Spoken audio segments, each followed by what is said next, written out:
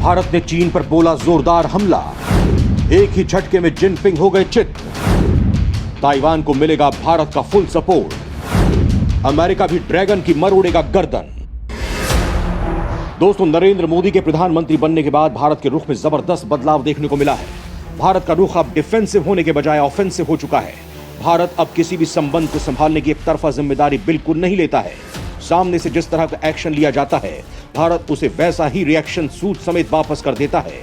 भारत चीन के बीच विवाद काफी ज्यादा बढ़ चुका है, ये पूरी दुनिया जानती है। आलम यह है कि दोनों देशों की सेनाएं भारी संख्या में सीमा के दोनों छोर पर खतरनाक हथियारों के साथ खड़ी हैं। चीन की मंशा पहले से ही खराब रही है कि बॉर्डर पर अनावश्यक निर्माण करके भारत में घुसपैठ की प्लानिंग कर रहा है। उसने गलवान में प्रतिबंधित क्षेत्र में एक पुल का निर्माण किया था, जिसके जवाब में भारतीय सेना ने भी एक अस्थायी पुल का निर्माण किया था और इसी को लेकर दोनों सेनाओं के बीच विवाद हुआ।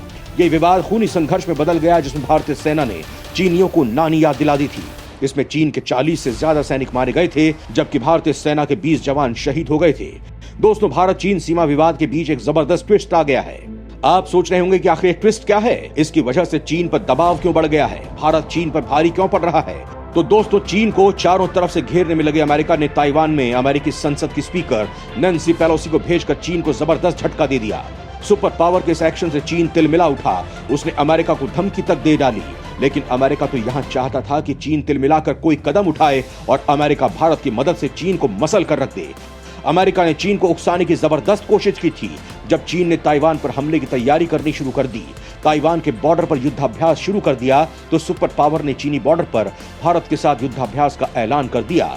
अमेरिका के इस एक्शन के बाद चीन का सारा गुरूर हवा हो गया। अब भारत के लिए वो प्यार दिखाने की कोशिश कर रहा है। भारत के दोस्त रूस से हाथ मिलाकर चीन ये सोच रहा था कि भारत अकेला पड़ जाएगा, लेकिन मोदी ने रूस का रवैया न्यूट्रल देखते हुए अमेरिका के लिए अपने दरवाजे खोल दिए। अब रूस को भी समझ में आ रहा है कि अगर उसने जल्द ही भारत चीन मामले में कोई बड़ा एक्शन नहीं लिया, तो भारत जैसा दोस्त उसके हाथ से निकल जाएगा। आज भले ही अमेरिका की वजह से चीन रूस के करीब है, लेकिन वक्त आते ही रूस से भी वो गद्दारी करने में नहीं हिचकेगा। ये रूस बेहद अच्छी तरह से जानता है, इसीलिए उसने डैमेज कंट्रोल के लिए तुरंत एक्शन लिया है। रूस के एक्शन से अमेरिका समेत यूरोप की धड़कनें तेज हो गई हैं। भारत को अपने पाले में लेने के लिए उनकी कोशिशों को तगड़ा झटका लगा है और अमेरिका ने इसके बाद ये बयान तक दे डाला है कि भारत को रूस से दूर होने में अभी वक्त लगेगा।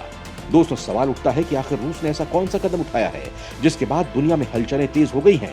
यूरोप हैरान रह गया है, चीन का बुखार बढ़ गया है। तो दोस्तों, रूस ने दुनिया को अपनी ताकत दिखाने के लिए एक संयुक्त युद्धाभ्यास का ऐलान किया है, जिसमें भारत और चीन दोनों को शामिल होना है।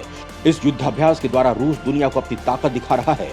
वहीं इसी बीच चीन और भारत का सीमा विवाद सॉल्व किया जा सकता है। जब चीन के साथ भारत का भयानक विवाद चल रहा हो, ऐसे समय में दोनों सेनाओं का साथ में युद्धाभ्यास करना अपने आप में अजीब लगता है, लेकिन रूस ये कमाल दुनिया को दिखा रहा है। दोस्तों, भारत चीन की रणनीतिक रूप से भी जबरदस्त घेराबंदी कर रहा है। इस बारे में पहले भारत के विदेश मंत्री एस जयशंकर और इसके बाद यूएन में भारतीय डिप्लोमेट ने चीन को उसकी हद बता दी है, जिसके बाद चीन की सिट्टी पिट्टी गुम हो गई है।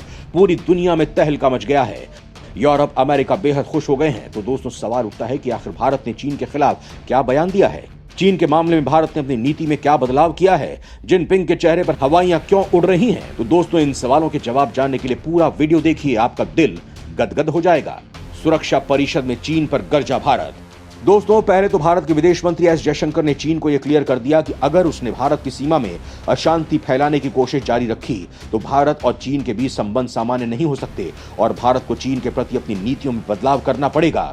भारत का सीधा संदेश था कि अगर चीन भारत की सीमाओं का सम्मान नहीं करेगा, तो भारत भी चीन की सीमाओं का सम्मान नहीं करेगा।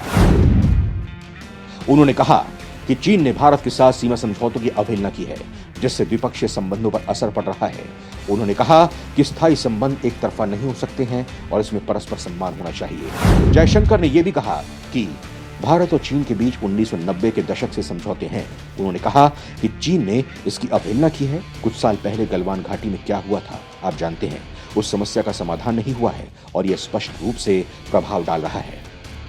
पूर्वी लद्दाख में चीनी और भारतीय सैनिकों के बीच लंबे समय से गतिरोध बना हुआ है। पैंगोंग झील क्षेत्रों में हिंसक झड़प के बाद 5 मई 2020 को हुए गतिरोध का समाधान करने के लिए दोनों पक्षों ने अब तक कोर कमांडर स्तर की 16 दौर की वार्ता की है।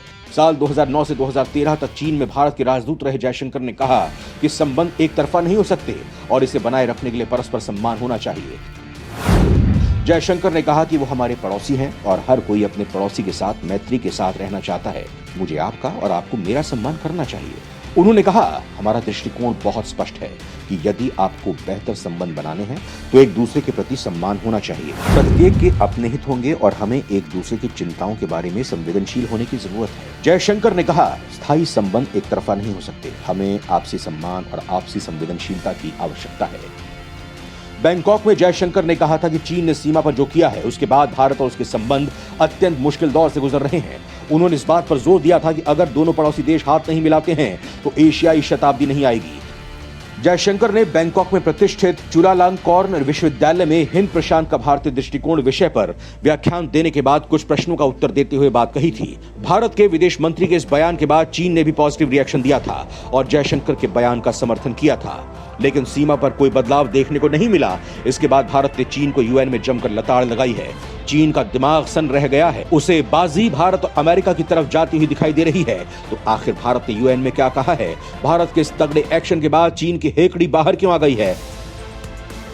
तो दोस्तों, संयुक्त राष्ट्र सुरक्षा परिषद की बैठक में भारत ने आतंकवाद और ताइवान तनाव पर इशारों में निशाना साधा। संयुक्त राष्ट्र ने भारत की स्थायी प्रतिनिधि रुचिरा कंबोज ने कहा कि आम सुरक्षा तभी संभव है जब सभी एक साथ खड़े हों। बैठक में भारत ने अपना स्टैंड क्लियर करते हुए कहा कि कहीं भी जबरदस्ती या फिर एक तरफा की गई कार्रवाई से आम सुरक्षा के लिए खतरा पैदा होता है। सामान्य सुरक्षा और आतंकवाद का मुद्दा उठाते हुए संयुक्त राष्ट्र में भारत की स्थायी प्रतिनिधि रुचिरा कंबोज ने यूएनएससी की बैठक में कहा कि आतंकवाद का कोई औचित्य नहीं हो सकता। उन्होंने कहा कि आतंकवाद और संगठित अपराध के बीच संबंधों को दूर करने की जरूरत है। दोस्तों, पाकिस्तान के बाद अब चीन पर भी आतंकवाद के समर्थन के आरोप लगने लगे हैं, क्योंकि चीन ने मसूद अजहर और हाफिज सईद जैसे आतंकवादियों को अंतर्राष्ट्रीय आतंकवादी घोषित करने के भारत के प्रस्ताव पर वीटो का इस्तेमाल करके इसे रोक दिया था। रुचिरा कंबोज संयुक्त राष्ट्र सुरक्षा परिषद की बैठक में चीन की अध्यक्षता में आतंकवादी कृत्यों के कारण अंतर्राष्ट्रीय शांति और सुरक्षा के लिए खतरा विषय पर बोल रही थी। उन्होंने कहा, आतंकवादियों का महिमा मंडन तो कम ही किया जा सकता है। पिछले कुछ दिनों से आतंकियों की प्रशंसा जैसे कृत्य दुनिया के कुछ देशों में देखे गए हैं। दरअसल भारत की टिप्पणी पाकिस्तान के पूर्व प्रधानमंत्री इमरान खान द्वारा अल कायदा नेता ओसामा बिन लादेन को शहीद के रूप में कहे जाने पर भी थी। दोस्तों, भारत ने चीन को अपना रुख स्पष्ट कर दिया है। अगर चीन अभी भी नहीं सुधरा तो भारत ताइवान के साथ संबंध मजबूत करने से नहीं चूकेगा और ये चीन के लिए बहुत बड़ा झटका होगा। तो दोस्तों, भारत के इस रुख पर आपका क्या सुझाव है? हमें जरूर बताएं।